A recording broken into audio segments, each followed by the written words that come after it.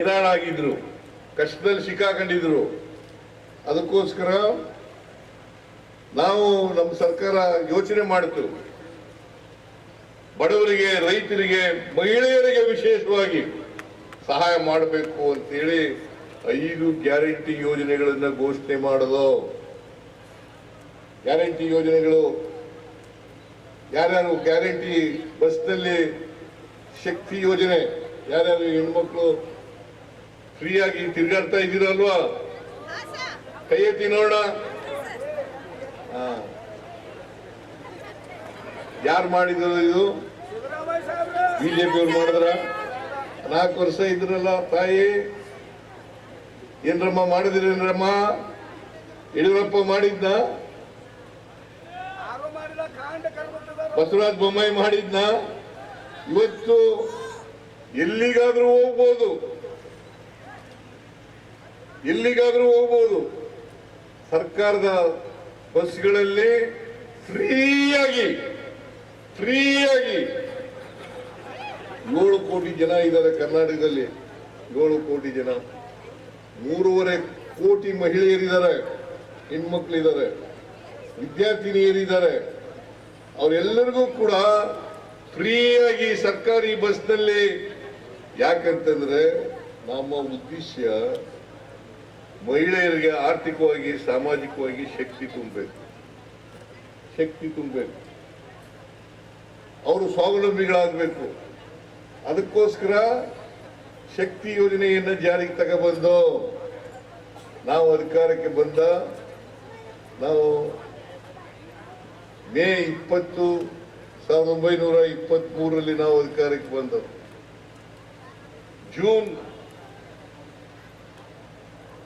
June ತಿಂಗಳಲ್ಲಿ ಈ ಕಾರ್ಯಕ್ರಮಕ್ಕೆ ಜಾರಿಯನ್ನ ಅನುಷ್ಠಾನವನ್ನ ಮಾಡ್ತಕ್ಕಂಥ ತೀರ್ಮಾನವನ್ನ ಮಾಡೋದು.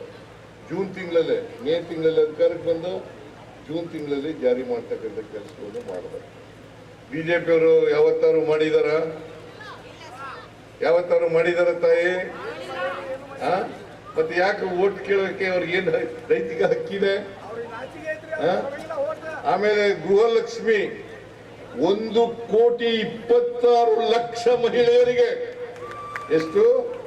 1,26,00,000 ಮಹಿಳೆಯರಿಗೆ, ಮನೆ ಯಜಮಾನಿಯರಿಗೆ ತಿಂಗಳಿಗೆ 2,000 ರೂಪಾಯಿ.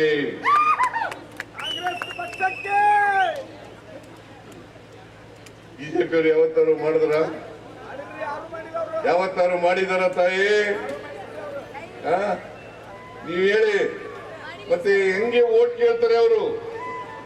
ಹೆರಂತಿ ಮಠ ಪರಹ ಹೆಂಗೆ ಓಟ್ ಕೇಳಕ್ಕೆ ಅವ್ರಿಗೆ ನೈತಿಕವಾದಂತಹ ಶಕ್ತಿ ಇದೆ, ನೈತಿಕವಾದಂತಹ ಅಧಿಕಾರ ಇದೆ.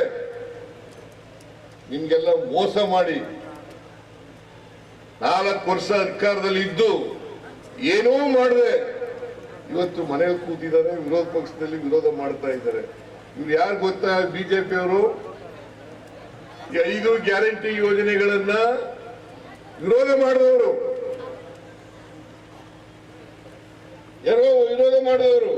ಅಭಿವೃದ್ಧಿ ಕೆಲಸಗಳೆಲ್ಲ ನಿಂತು ಹೋಗ್ಬಿಡ್ತವೆ. ಗ್ಯಾರಂಟಿ ಯೋಜನೆಗಳನ್ನ ಮಾಡಬೇಡಿ. ಗ್ಯಾರಂಟಿ ಯೋಜನೆಗಳಿಗೆ ನಾವು ಖರ್ಚು ಮಾಡ್ತಾ ಇರ್ತಕ್ಕಂಥ ಹಣ ಎಷ್ಟು ಗೊತ್ತಾ? 52,000 ಕೋಟಿ. ಒಂದು ವರ್ಷಕ್ಕೆ 52,000 ಕೋಟಿ. ಇದನ್ನ ಮಾಡಿದ್ರೆ ಖಜಾನೆ ಖಾಲಿ ಆಗ್ಬಿಡ್ತದೆ. ಸಿದ್ದರಾಮಯ್ಯನವರಿಗೆ ಬುದ್ಧಿ ಇಲ್ಲ, ಕಾಂಗ್ರೆಸ್ ಸರ್ಕಾರಕ್ಕೆ ಬುದ್ಧಿ ಇಲ್ಲ ಅಂತ ಹೇಳಿ ಟೀಕೆಗಳನ್ನು ಮಾಡಿದ್ರು, ನಮ್ಮ ಮೇಲೆ ಅಪಪ್ರಚಾರವನ್ನು ಮಾಡಿದ್ರು. ಪಾರ್ಲಿಮೆಂಟ್ ಎಲೆಕ್ಷನ್ ಆದ ತಕ್ಷಣ ನಿಲ್ಲಿಸ್ಬಿಡ್ತಾರೆ. ಪಾರ್ಲಿಮೆಂಟ್ ಎಲೆಕ್ಷನ್ ಆಗಿ 2 ವರ್ಷ ನಿಲ್ಲಿಸಿದೀವ. 3ನೇ ವರ್ಷ ಕುಂತ ಬಂದಿದೆ. 4ನೇ ವರ್ಷಕ್ಕೆ ಕಾಲಿಡ್ತಾ ಇದ್ದೀವಿ, ನಿಲ್ಲಿಸಿಲ್ಲ. ಇಲ್ಲಿವರೆಗೆ ನಾವು ಖರ್ಚು ಮಾಡಿರ್ತಕ್ಕಂಥ ಹಣ ಸುಮಾರು 1,40,000 ಕೋಟಿ. 1,40,000 ಕೋಟಿ ಗ್ಯಾರಂಟಿ ಯೋಜನೆಗಳಿಗೆ ನಾವು ಖರ್ಚು ಮಾಡಿರ್ತಕ್ಕಂಥ ಹಣ 1,40,000 ಕೋಟಿ. 40,000 ಕೋಟಿ ನಾವು ಖರ್ಚು ಮಾಡಿದ್ದೀವಿ. ಯಾಕೆ ಮಾಡಿದ್ದೀವಿ ಅಂತಂದ್ರೆ ಕೊಂಡ್ಕೊಳ್ತಕ್ಕಂಥ ಶಕ್ತಿ ಜಾಸ್ತಿ ಆಗ್ಬೇಕು ಹೆಣ್ಮಕ್ಳಿಗೆ. ಅದಕ್ಕೆ ನಾವು ಯೂನಿವರ್ಸಲ್ ಬೇಸಿಕ್ ಇನ್ಕಮ್ ಅನ್ನೋ ಥಿಯರಿನಲ್ಲಿ ಎರಡು ತತ್ವಗಳಿದ್ದಾವೆ. ಒಂದು ಆರ್ಥಿಕ ತತ್ವ, ಇನ್ನೊಂದು ಸಪ್ಲೈ ಮತ್ತು ಡಿಮ್ಯಾಂಡ್.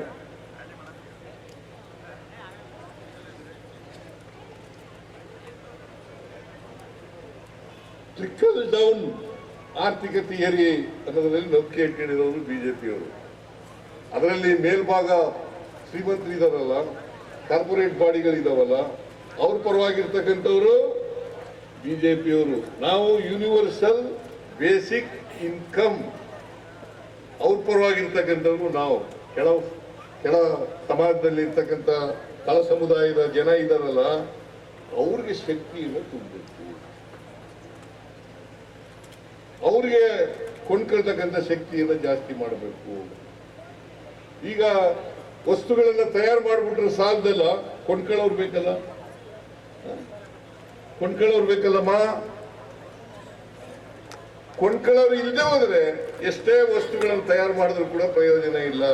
ಅದಕ್ಕೋಸ್ಕರ ಶಕ್ತಿ ಯೋಜನೆಯನ್ನ ಮಾಡೋದು. ಆಮೇಲೆ ಗೃಹ ಯೋಜನೆ, ಆಮೇಲೆ ಎಂಥದ್ದು ವಿದ್ಯುತ್ ಯೋಜನೆ, ಅದನ್ನ ಮಾಡಿದ್ರೆ 200 ಯೂನಿಟ್ ವರೆಗೆ ಫ್ರೀ ಕರೆಂಟ್. ನೀವು ಇಲ್ಲೇ ಎಷ್ಟು ಜನ ಕಟ್ತಾ ಇದ್ದೀರಿ? ಕರೆಂಟ್ ಕಟ್ತಾ ಇರೋರು, ಕರೆಂಟ್ ತಿಂಗಳು ಕಟ್ತಾ ಇರೋರು ಯಾರು ಕಟ್ತಾ ಇಲ್ಲ. ಕಟ್ತಾ ಇದ್ದೀರಾ ನೀವು? ಏನ್ರಪ್ಪ ಕರೆಂಟ್ ಪ್ರತಿ ತಿಂಗಳು ಕಟ್ತಾ ಇದ್ದೀರಾ? ಕಟ್ತಾ ಇಲ್ಲ. ಅದನ್ನ ಫ್ರೀ ಮಾಡೋದು.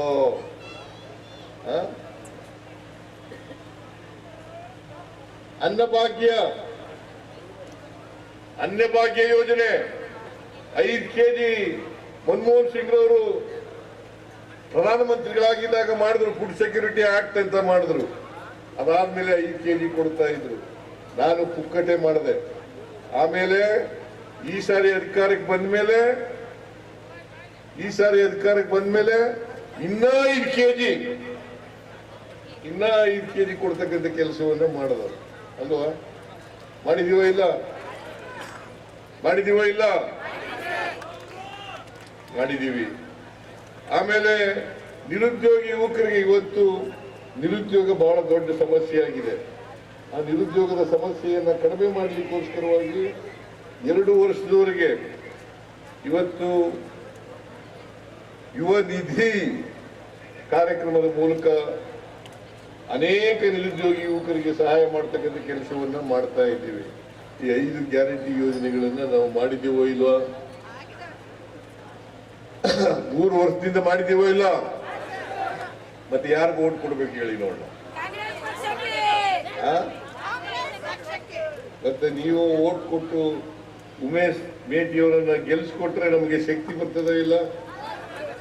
ನಮಗೆ ಹುಮ್ಮಸ್ ಬರ್ತದ ಇಲ್ಲ? ಇನ್ನ 2 ವರ್ಷ ನಿಮ್ಗೆ ಕೊಡ್ಬೇಕಲ್ಲ? ಕೊಡ್ತೀರಿ ಅಲ್ವಾ? ಓಟ್ ಕೊಡ್ತೀರಿ ಅಲ್ವಾ? ಉಮೇಶ್ ಮೇಟಿಯವರನ್ನ ಗೆಲ್ಲಿಸ್ತೀರಿ ಅಲ್ವಾ? ಗೆಲ್ಲಿಸ್ತೀರಿ ಅಲ್ವೇನಪ್ಪ? ನೀವು ಒಂದು ಕುಟುಂಬಕ್ಕೆ ಎಷ್ಟು ಕೊಡ್ತಾ ಇದೀವಿ ಗೊತ್ತಾ? 5 ರಿಂದ 6 ಸಾವಿರ ರೂಪಾಯಿ ಒಂದು ತಿಂಗಳಿಗೆ. ಬಡ ಕುಟುಂಬಗಳಿಗೆ 5 ರಿಂದ 6 ಸಾವಿರ ರೂಪಾಯಿ. ವರ್ಷಕ್ಕೆ 50,000ದಿಂದ 60,000 ರೂಪಾಯಿಗಳನ್ನ ಒಂದು ಕುಟುಂಬಕ್ಕೆ ಕೊಡ್ತಾ ಇದ್ದೀವಿ. ಬಿಜೆಪಿ ಕೊಟ್ಟಿತ್ತ? ಯಾವಾರು ಕೊಟ್ಟಿತ್ತ? ಏನ್ ತಾಯಿ ಕೊಟ್ಟಿತ್ತ? ಗೊತ್ತಿರ್ಲಿಲ್ಲ ಅವ್ರಿಗೆ. ಇವೆಲ್ಲ ಒಲೆಯದೇ ಇಲ್ಲ ತಲೆಗೆ. ಯಾಕೆಂದ್ರೆ ನಾವು ಹಳ್ಳಿಯಿಂದ ಬಂದವರು. ಹಳ್ಳಿನಲ್ಲಿ ಇರ್ತಕ್ಕಂಥ ಕಷ್ಟಗಳು ಗೊತ್ತಿರ್ತಕ್ಕಂಥದ್ದು, ಹಳ್ಳಿ ಜನರಿಗೆ ಆಗ್ತಕ್ಕಂಥ ತೊಂದರೆಗಳು ಏನು ಅಂತಕ್ಕಂಥದ್ದು ಗೊತ್ತಿದೆ ನಮಗೆ. ಅದರಿಂದ ನಾವು ಪರಿಹಾರ ಮಾಡಲಿಕ್ಕೋಸ್ಕರವಾಗಿ 5 ಗ್ಯಾರಂಟಿ ಯೋಜನೆಗಳನ್ನ ನಾವು ಮಾಡಿದ್ದು. 5 ಗ್ಯಾರಂಟಿ ಯೋಜನೆಗಳನ್ನ ನಾವು ಮಾಡಿದ್ದು. ಅದರಿಂದ ಎಚ್ ವೈ ಮೇಟಿಯವರು ಒಂದು ಅವ್ರ ಆತ್ಮಕ್ಕೆ ಶಾಂತಿ ಸಿಗ್ಬೇಕು ಅಲ್ವಾ? ಎಚ್ ವೈ ಮೇಟಿ ಅವರು ಆತ್ಮಕ್ಕೆ ಶಾಂತಿ ಸಿಗ್ಬೇಕ ಬೇಡ? ಅವ್ರ ಮಗನೇ, ಸ್ವಂತ ಮಗ, ಕೊನೆಯ ಮಗ ನೋಡಿ. ಇವನು ಮಲ್ಲಿಕಾರ್ಜುನ, ಇವನು ಉಮೇಶ್,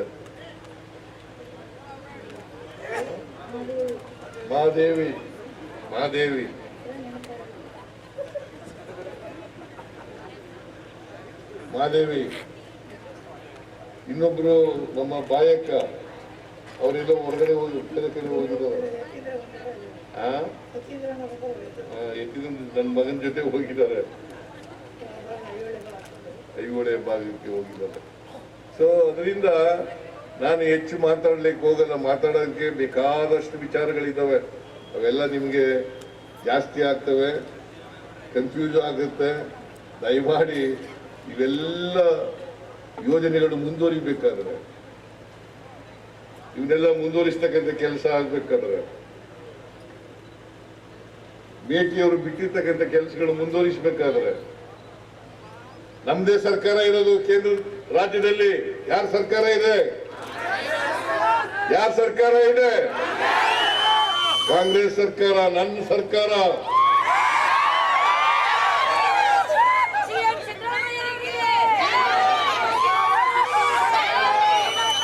ಕರೆನ್ಸಿ ಮಟ್ಟ ಬಂದ್ರೆ ಕೆಲಸಗಳಾಯ್ತವ? ಉಮೇಶ್ ಮೇಟಿ ಇದ್ರೆ ಎಲ್ಲ ಕೆಲಸಗಳು ಮುಂದುವರಿಸಲಿಕ್ಕೆ ಸಾಧ್ಯ ಆಗ್ತದೆ. ಅದರಿಂದ ಯಾವ್ಯಾವ ಎಚ್ ವೈ ಮೇಟಿಯವರು ಪ್ರಾರಂಭ ಮಾಡಿ ಬಿಟ್ಟಿದ್ದಾರೆ, ಆ ಕೆಲಸಗಳೆಲ್ಲ ಮುಂದುವರಿಬೇಕಾದ್ರೆ, ಪೂರ್ಣಗೊಳ್ಳಬೇಕಾದ್ರೆ ಉಮೇಶ್ ಮೇಟಿಯವರನ್ನ ತಾವು ಆಶೀರ್ವಾದ ಮಾಡಲೇಬೇಕು. ಆಶೀರ್ವಾದ ಮಾಡ್ತೀರಿ ಅಲ್ವಾ? ಮಾಡ್ತೀರಾ? ನನ್ನ ಕೈ ಬಲಪಡಿಸ್ತೀರಾ?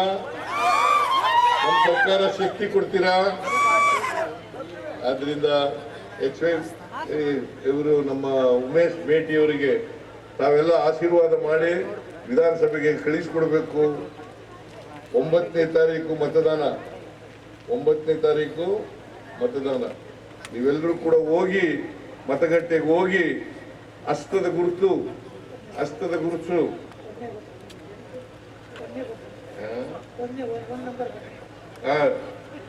ನಂಬರ್ 1 ಒಂದು ಗೊತ್ತಾಯ್ತಲ್ಲ?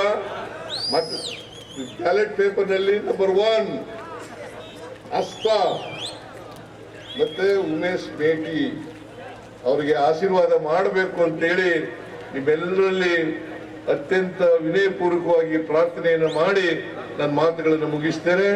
ಜೈ ಹಿಂದ್, ಜೈ ಕರ್ನಾಟಕ.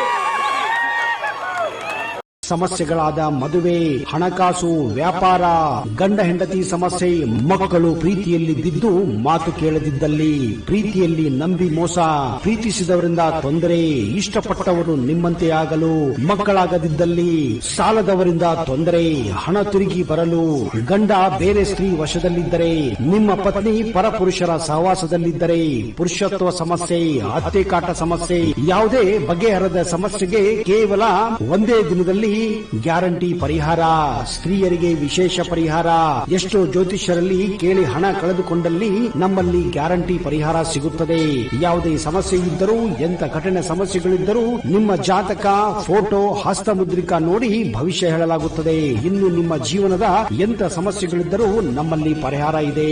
ಕೂಡಲೇ ಕರೆ ಮಾಡಿ ಅಥವಾ ವಾಟ್ಸ್ಆಪ್ ಮಾಡಿ.